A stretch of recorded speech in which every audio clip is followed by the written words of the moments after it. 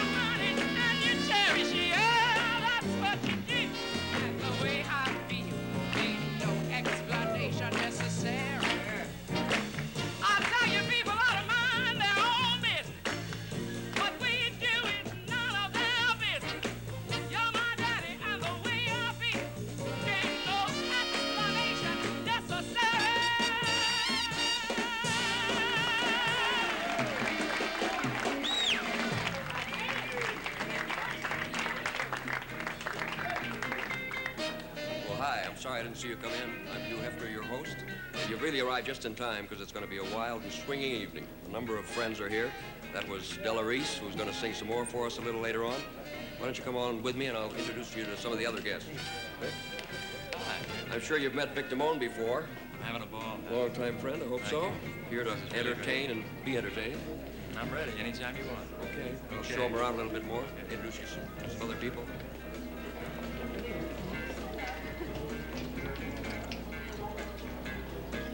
Sharon. This is the very beautiful Sharon Tate, I'm sure you've seen in films, and her husband, very talented Roman Polanski, best known for his original film, Knife in the Water. She wrote and directed, and he's also responsible for Rosemary's Baby, the picture. And I think maybe a little later we'll get a chance to sit down and talk a little bit about sex and films. And anytime. I really enjoyed you in Valley of the Dolls. You really wild that film. The whole thing in terms of sex and films is interesting, and maybe we'll get a chance to chat about it. Good. Pass some food out and play the host. Bye-bye. Yeah? Yeah. Collectors are here. I gave it the office.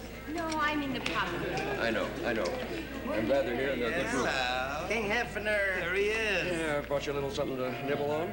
I'm working on my last heartburn thing. I see. Well, we've got here three of... Excuse me. Oh, it's for you, Doug. You gotta do Hello. It's for you, Jockey. Hey, don't talk to me that way. You kidding me? Hey, you're gonna break his phone. Oh, I didn't know that. Does anybody care for a little patisserie around here? Care for something you still into?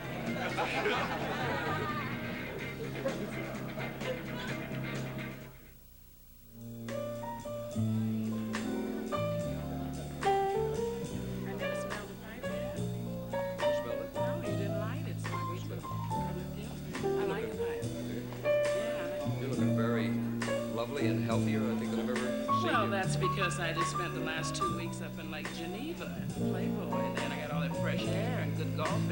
horseback riding and swimming and stuff.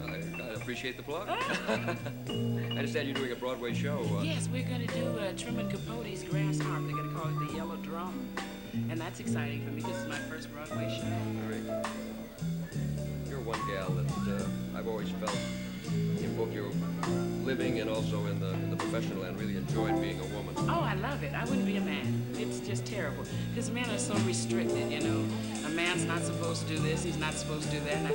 But a woman, whatever we do, they say, oh man, that's a woman, you know. A woman might do anything. So it gives us a lot of freedom. I love it. I guess a woman kind of gets the best of both worlds today, both kind of being protected and also... Gonna do another song for us? I'd love to. How do you...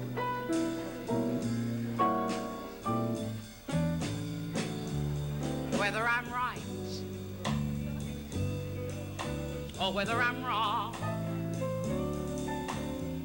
whether I find a place in this world or never really belong, I got to be me.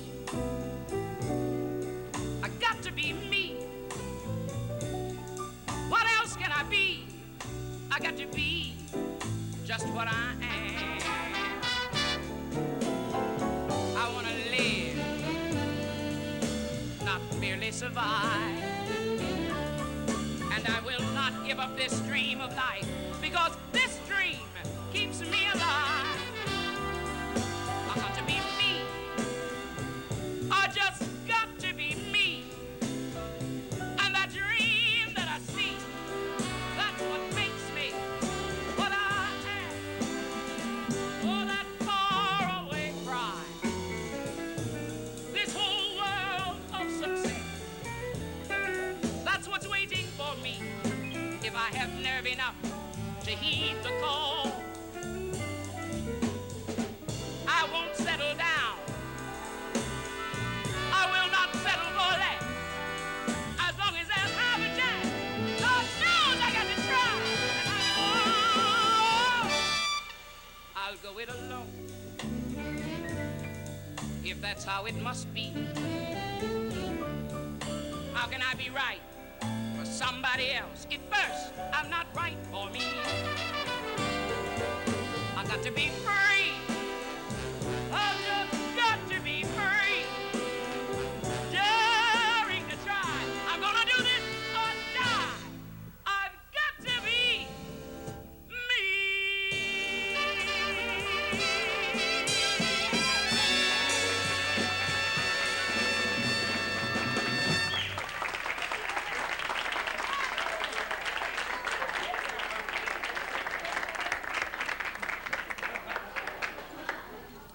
Jackie the Gale. Hey, how you doing, Hef?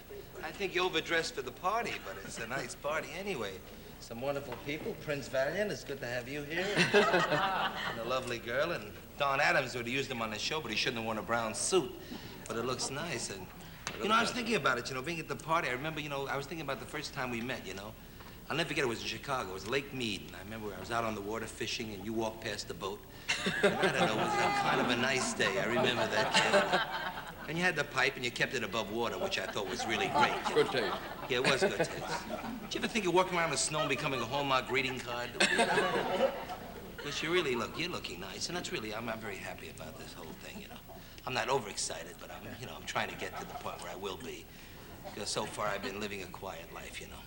I've been traveling a little bit. Coming here, though, I thought if this party would take place in Sweden, how wild it could have been. We could have been here naked, you with the pipe and the boat. Me, my chubby little belly, him with the hair. We got a guy with a beard and send him out for coffee. That would have been nice. I've been having an interesting few weeks, though. I've been relaxing. I went to a ranch, you know, one of the communal ranches where everybody walks around and naked and they cook health breads for Haight-Ashbury. Did you know I went to that before? No. Oh, I didn't tell you about that. No, I went to a ranch. There was some people.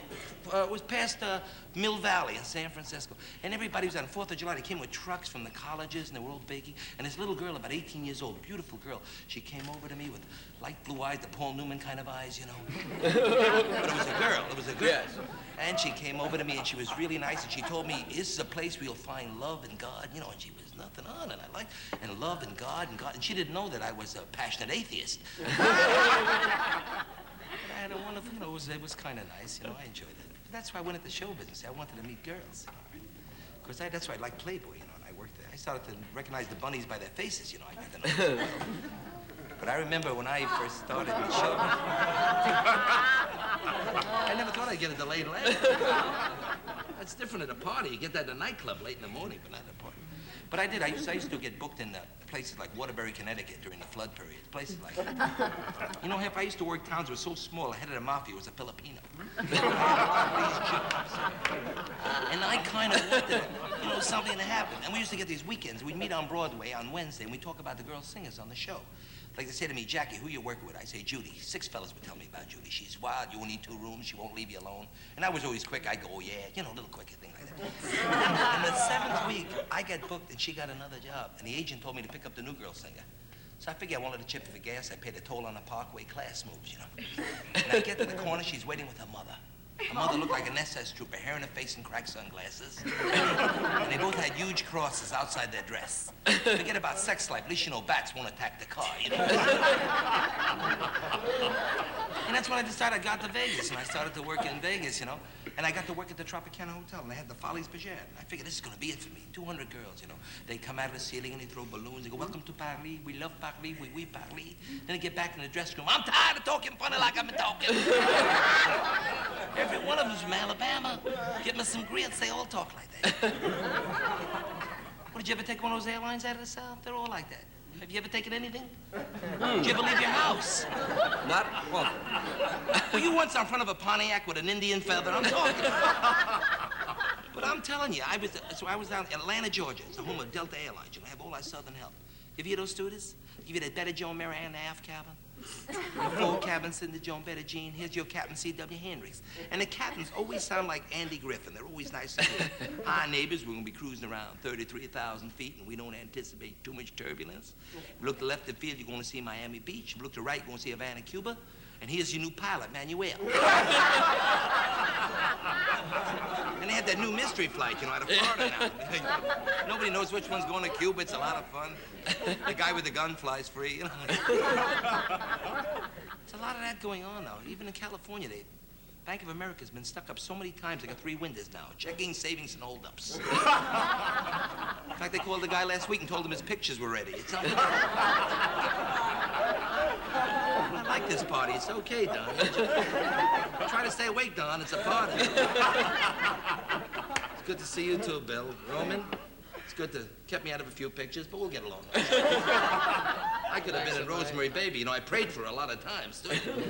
It's a wonderful picture. You're doing a nice job, and we'll get to do some musicals eventually. But I want to say... Actually, I'm thinking now of a sequel for Rosemary's Baby. What are you going to call it?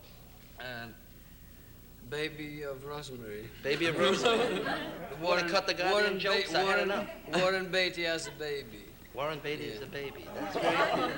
That's very nice. Stay out of my act. Say this. Why don't you do Bela Lugosi? You do a hell of a job. See, the Vampire Thursday. You do a musical finish with a cave got my claws. You smoke, Hef. That's great. You're listening. I love it. Light you. I can do both. And I know what you're smoking, too. Send out a signal. Tell me if I'm doing good. 2 puffs, 1 if I'm going good. But I tell you the truth, I really enjoyed being with you, but I have to leave now because I left the girl at the other side of the party. I got to cut out. I'll see you a little later. All right.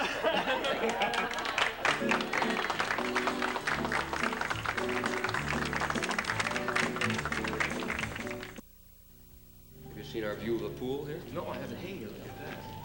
One of the girls go by. Right about there. They're there. Wonder if, excuse me a minute, I'll see if I can get the collectors to maybe entertain us a little bit. Holly? Oh, yeah, good to see you. Looks like the boys are all set with the instruments in hand, and we wonder if we could maybe get you to play a little bit. Be glad to. You're all from Canada? Vancouver, British Columbia, that's right. How long's the group been together? About 1.5 years now. Well, you're laying down some real wild sounds, and Well, thank you very much. I'd like to hear a little bit. Be glad to. This first tune's called One Act Play. Okay.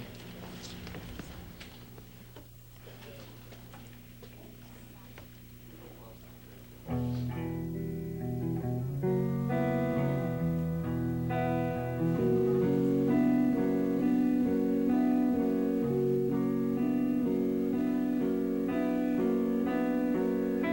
you sleeping? Are you still sleeping? it's not important now. It doesn't matter anyhow. Go back to sleep now. Are you sure you're warm enough? No, it's not time to get up. Just go to sleep now.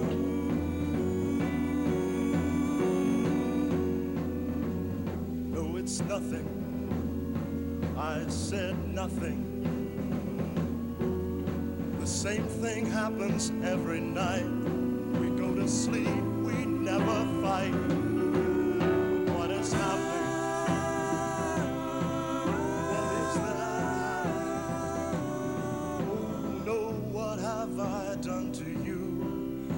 Why do I do the things I do?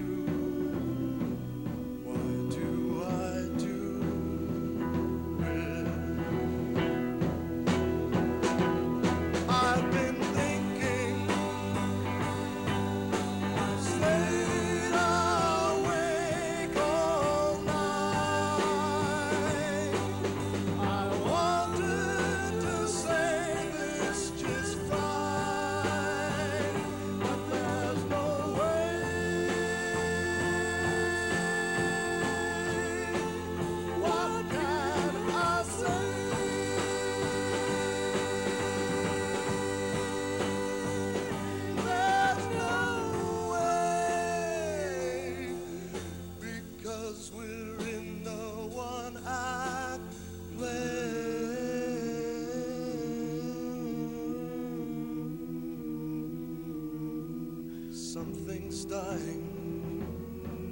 Something is dying. I once thought I knew the cause, but I've forgotten what it was. You were crying.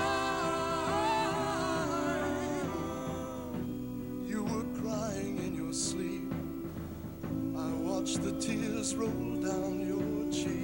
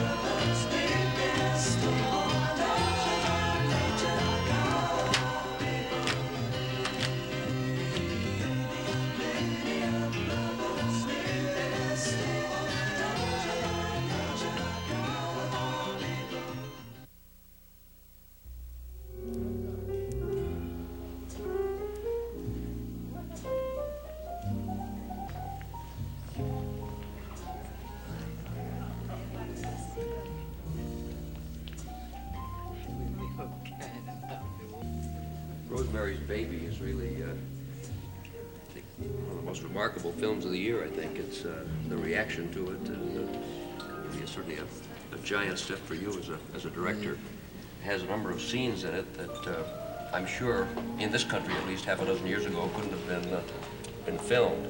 Do you think that this trend that we see going on now towards more frankness, more boldness related to sex is going to continue?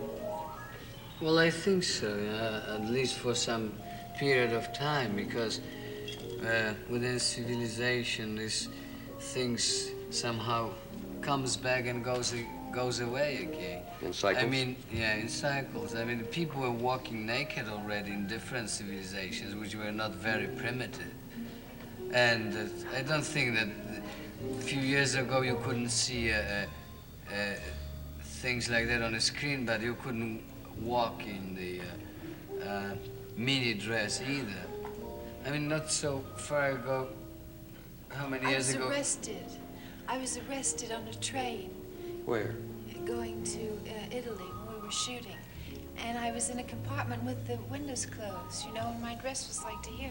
I said, if you stop opening the windows and looking, I said, you wouldn't even know I had a short dress on. It's incredible. It was 3 years ago, but you were arrested here for wearing bikini on the It's hard to realize, as a matter of fact, America was so far behind Europe. I think not until 3 or 4 years ago did the bikini really gain acceptance on public beaches. Now, nudity, I think, is something that, in America particularly, we've always had a hang-up about. Sex has become more permissive in films and in books, etc. But really, only in the last year or two has nudity made any real appearance in U.S. films. Yeah, in America. How does an actress as beautiful as you are, how do you feel about doing nude scenes in a film? Well, I feel that if it's a real scene and it's an honest scene, and if it's something where you're stripped naked, that you would be doing naturally, you know, making love, which is natural, taking a bath, you know, that's lovely, you know. In other words, if it has an authentic reason, legitimate a reason reason for it, it's beautiful. But if it's contrived, you know, then it becomes vulgar. I've always had the feeling, to some extent, that the rationale of the legitimacy of nudity in a film is a sort of hangover from the old notion that nudity needs an excuse. Something contrived in a film, of course, is artificial and poor just because it is contrived. But it's amazing how many real hang-ups in our Puritan society we do have related to sex and to nudity especially. Well, this is very Puritan society, you must realize, and that's how it grew up. That's the way it took. But speaking about films and the reasons for nudity, since me personally, I'm interested in rather realistic pattern of the movie, even if I'm telling an absolutely unrealistic story. I avoid nudity for nudity or sex for sex. Yet, in a different kind of picture, I don't have anything against it. Basically, I have nothing against any sex and nudity in any form of art or literature, because I don't think it can make any harm to anybody. How do you feel about violence in films? Well, I don't feel that violence can make any harm to anybody either. And I think that this sudden awakening of some of producer circles in Hollywood, etc., and sudden violence against violence is just the bad feeling that they have about the things which are happening in this society, and they are looking for some little phony excuse. I do not believe that any violence on television or cinema screen can inspire violence. I don't think that I don't believe in the idea monkey see, monkey do, you know. Many sociologists, as a matter of fact, seem to feel today that scenes in films or TV can actually act as a catharsis, can actually relieve the tensions. I'm positive. I tell you what I think is really dangerous, and what kind of violence can inspire violence It's the sterilized, the Hollywood type of violence. I mean, in typical Hollywood Western, they excite you during an hour and a half. They tease you against this bad man who beats everybody, and he's so nasty, and you can't stand him anymore. And in the last moment, the good man with white heart comes and draws and bumps him off without any blood. It's a very clean job. And somehow, subconsciously, from the kid, it develops in your brain idea that when somebody bothers you, you can take judgment upon him, and very easy you can get rid of him without any blood, without convulsions, without vomiting, without... I saw war, I saw violence, I saw all of the things that didn't make me more violent. I can't stand blood, I can stand blood in film because I know it's pain, etc. And this is an amusement for me to do violent scenes. But I do not believe that it can inspire violence. Besides, you know, suddenly they say that this is so popular, you know, that film is such a medium that reaches everybody. But violence without our society has an old history. In any Catholic school, you see a man nailed to a cross with blood dripping from his side and from his head. You see the whole, when the most popular book, especially in this country, is the Bible, when every second page you have unbelievable descriptions of violence, you know, and so I do not believe that suddenly cinema can make a little bit more. And nudity as well. Well, one of the things that's amazed me in the point of view of the censor is the way that so often sex and violence are linked together. And it's always seemed to me that violence and hate were on the one extreme as the evils of the world, and that sex and love existed on the other extreme and were the things that make life worthwhile. This is right. Well, here is one area that I believe can be sometimes harmful for the society. It's connection of violence and sex. I agree. You know, because I don't believe that the violence itself can inspire violence, but sex certainly does inspire sex. Watching sex on the screen.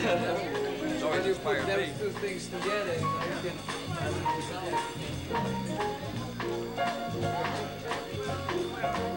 I can't explain to you now, but they're doing it, and they can't do it, but they're sure as me I can do it.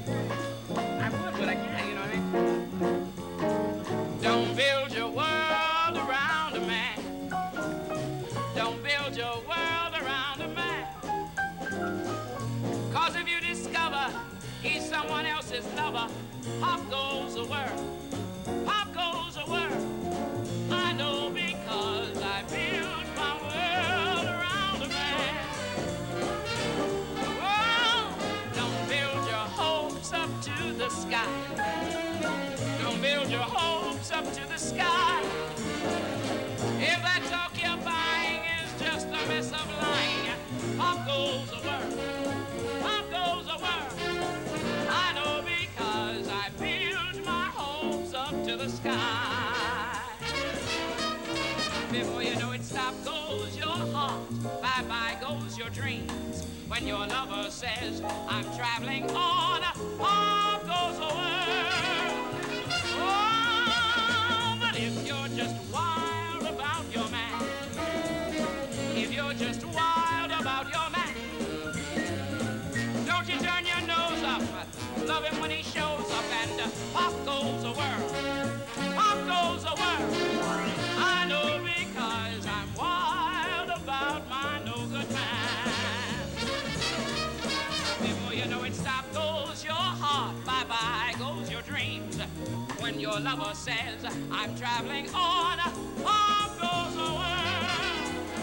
Oh, but if you're wild about your man, if you're just wild about your man, honey, don't you turn your nose up, love him when he shows up, and pop goes the world. Pop goes the world. I know because I'm wild about my no-good man. I know because I go for him. Oh, baby, I'm losing my mind out of my skull. I'm going for broke, digging the most crazy in love when he's around. Pop, pop, pop, pop, pop, pop, pop, pop goes the world. Pop goes my world.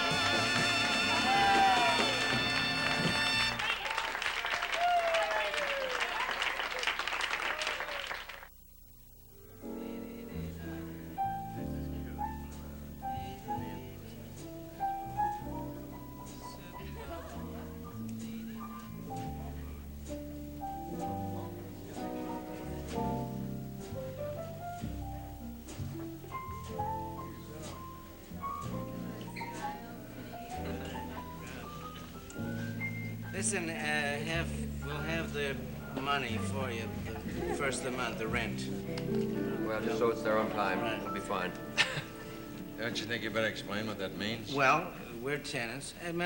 So's Vic. We're all tenants. We're all in the 85, Playboy 60. building, Right. our advertising agency.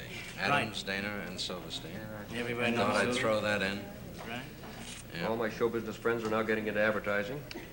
That's And I am getting out of publishing and into show business. What's going on? Well, that's still up for grabs. We'll tell you after Well, the show. Okay. What business? Right now, I'm in limbo somewhere in between.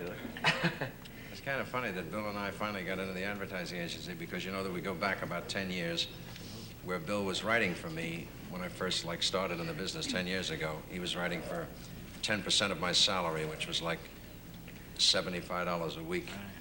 And, When did you make 75? That was 5 years Wait a ago.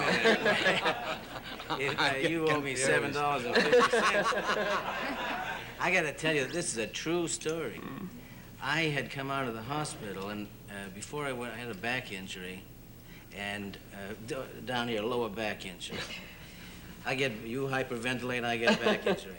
Anyway, I had come out of the hospital, and Imogene Coca, who had befriended me, let me use her apartment, which was a 300 Central Park West. It was what's the name of the building? It was in Marjorie Morningstar. Well, it doesn't make any difference. Anyway, it was a duplex apartment, wall-to-wall money when you open the door. Fantastic-looking thing. I think our time is up. Yeah.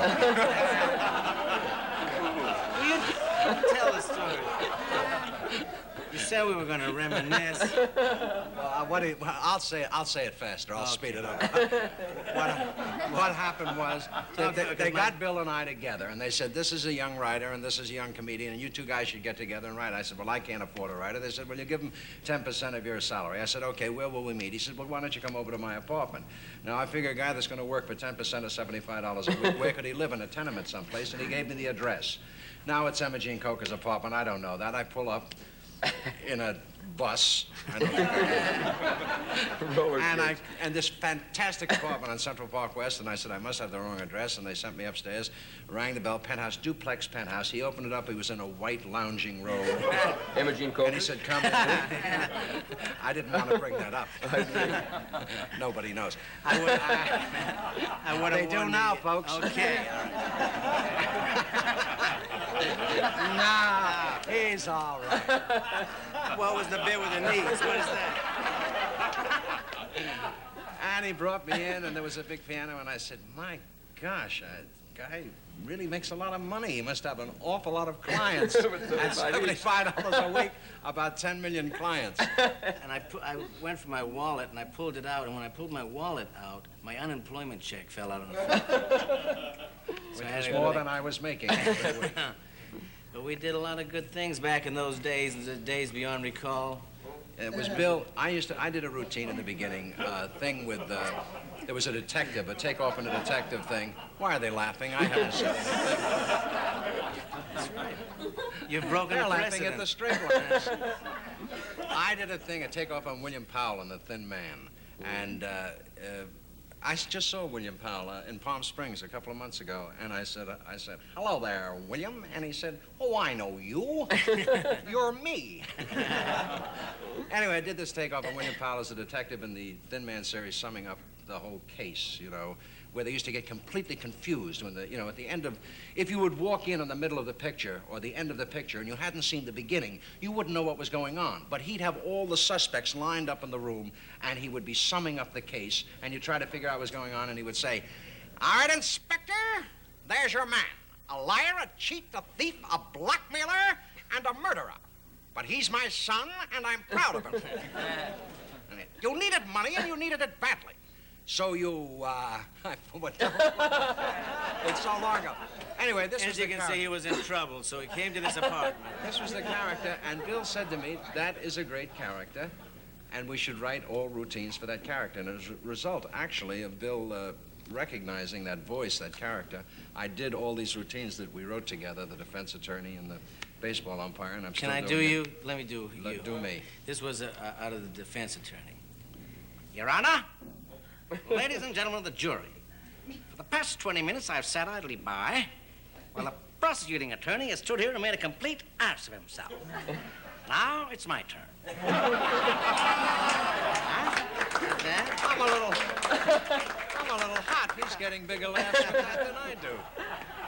You know, Then we did a routine that was, what was, the football coach. I don't remember that one. I remember it. That was all my routines. Go ahead, I want to hear my act. My old act. Don's real name is Yarmy, Donald Yarmy. My real name is Zathmary, Bill Zathmary. We're both Jungarian Hughes. Oh, he's copped out recently. He's only half and half. He had to go along with his wife, who's a co-religionist of many of you Catholics out there. At any rate... Hurry it up, Bill. Yeah. We're almost finished. Okay. Anyway, we used his real name in this line from the football coach, and my real name. Now, Yarmy, you're a good end. And Zathmary, you're a good halfback. And a good end and a good halfback go hand in hand. But not on the campus. Remembers every line he ever wrote. I forgot that routine I don't want to completely. bug you, but Imogene Coco called. She wanted the apartment back. Then we're going to take care of it. By the way, I think we don't... How about the robe? Do I get No, you keep the robe. Keep the robe. In case you join a roller derby. But anyway, I think we ought to get together because I think Vic's going to sing, and they wanted us to come out and catch him. Hey, Vic, you think you're about my ready? son, Vic Dana? Oh, your boy, Vic Damone. Oh, Vic Damon. Vic Damone. Yeah.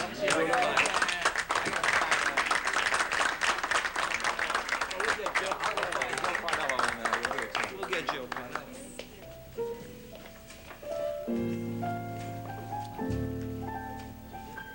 Where's Joe Farnello? I think we're on. Joe Farnello's on piano. Yeah, let's see it. Hear my voice, where you are. Take a train, steal a car. Hey, let's do it again. One more time, Joe. Hear my voice. Oh, hey. I hear my voice. Where you are. Take a train. You want to do it with me? Come on. Hey, you get on this side. You get on this side. Okay, now you're loose. Get loose. Get loose. Get a little looser, looser.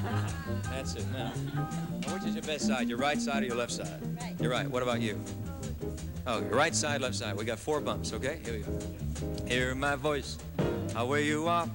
Take a train. Steal a car. Very good. Let's get Hugh Hefner up here to do one. Come on, yeah. Okay, now here's what we do. Now, Hef, I want to see you get loose. Get loose. Yeah. Do it. Yeah. Okay. Now, which is your best side? Your right or left side? Right. Okay. We go. Here we do. Watch. Hear my voice. Okay. There we go. Hear my voice. No, the other way. Hear my voice. Where you are. Take a train. Steal a car. Hop up freights. Grab a star. Come back to me. Catch a plane. Catch a breeze. On your hands. On your knees. Swim or fly. Only please come back to me. On a mule. In a jet. With your hair in a net. In a towel wringing wet. I don't care. This is where you should be. From the hills to the shore, ride the wind to my door, turn the highway to dust, break the law if you want, move the world only just, come back to me.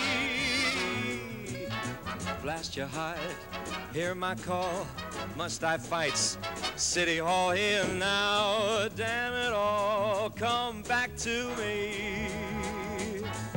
What on earth must I do? Scream and yell till I'm blue. When will you come back to me? Have you gone to the moon, to corner saloon, or to Rackett's room, Mademoiselle? Where the hell can you be? In a crate, in a trunk, on a horse, on a drunk, in a rose or a van, wrapped in mink or saran. Any way that you can, come back to me.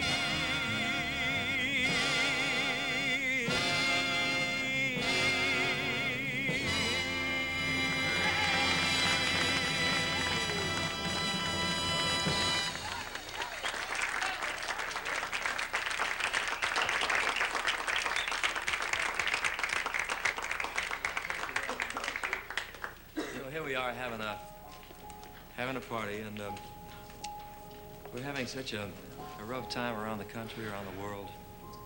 So much unrest. I'd like to sing a song and dedicate it to the times. If we could only have more love for each other and a little more friendship.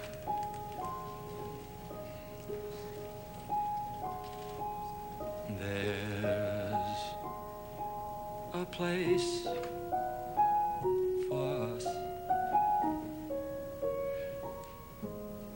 somewhere, a place for us. Peace and quiet and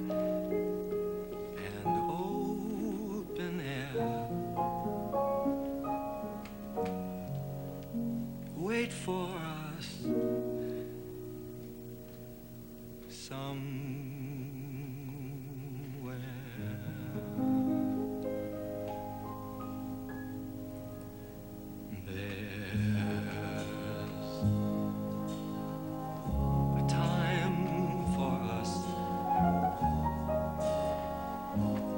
Someday, a time for us, time together, with time to spare, time to learn, time to care. Someday, somewhere.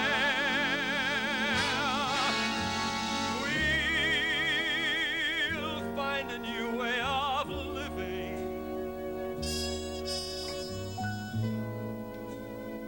We'll find a way of forgiving somewhere.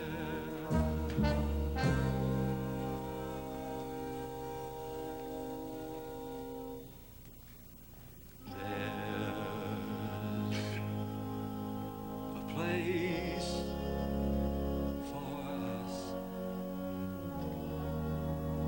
a time and place for us. Hold my hand and we're halfway there. Hold my hand and I'll take you there. Someday, somehow.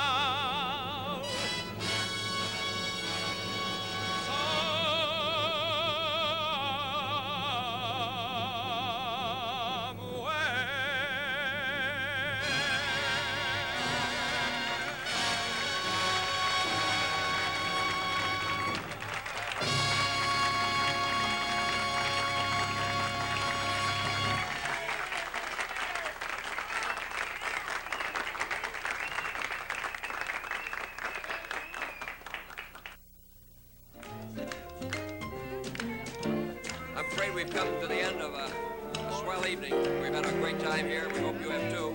We're going to be here same time next week. If you're able to, come on in and join us. Till then, good night. Transportation arrangements provided by Sabina Airlines. Europe begins in Brussels, and Sabina flies there every day.